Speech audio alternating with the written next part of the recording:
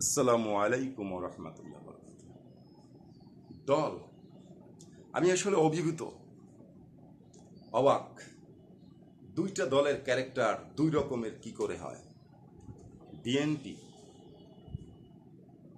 তার একজন ত্যাগী নেতা লুৎফুজ্জামান বাবর, যিনি 10 ট্রাক অস্ত্র মামলায় তার ফাঁসি পর্যন্ত হয়েছে, হয়তো আর 2-1 বছর গেলে ফাঁসিটা হয়ে যেত কার্যকর।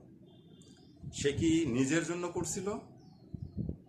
দেশের জন্য করেছে, দলের জন্য করেছে। সে কি একা একা করছে? দলের নির্দেশনায় করছে। এবং লুৎফুজ্জামান বাবর যদি ঠিকমতো দাঁড়াতে পারত, তাহলে বা বিএনপি যদি আর এক টার্ম ক্ষমতায় থাকতো, তাহলে হয়তো ইন্ডিয়া থেকে তার 7 সিস্টার হয়তো আলাদা হয়ে যেত, বা এমনও হতে পারত বাংলাদেশের সাথে একীভূত হয়ে যেত। তো এই লুৎফুজ্জামান বাবরের অনেক অবদান বিএনপির জন্য। এই লুৎফুজ্জামান বাবর যখন জেল থেকে ছাড়া পেল, দলের তেমন ঊর্ধ্বতন লোক তাকে রিসিভ করতে যায়নি, শুধু তার এলাকার লোকজন তাকে রিসিভ করছে। তাকে কোনো সম্মানিত আসনে বসানো হয়নি, তাকে কোনো ভালো প্রোগ্রামে ডাকা পর্যন্ত হয়নি।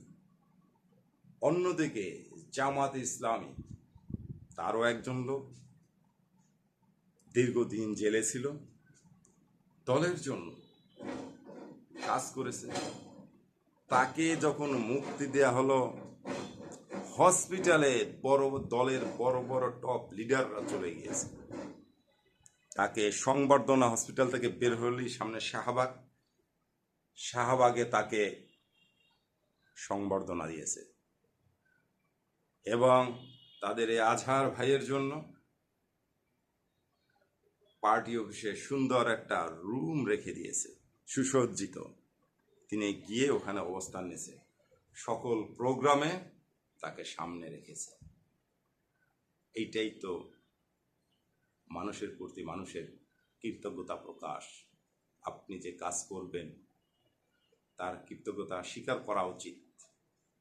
আসলে দলে দলে অনেক পার্থক্য। আমাদের সবাইকে বোঝার তৌফিক দান করবো। আমার তৌফিক ইল্লাহ।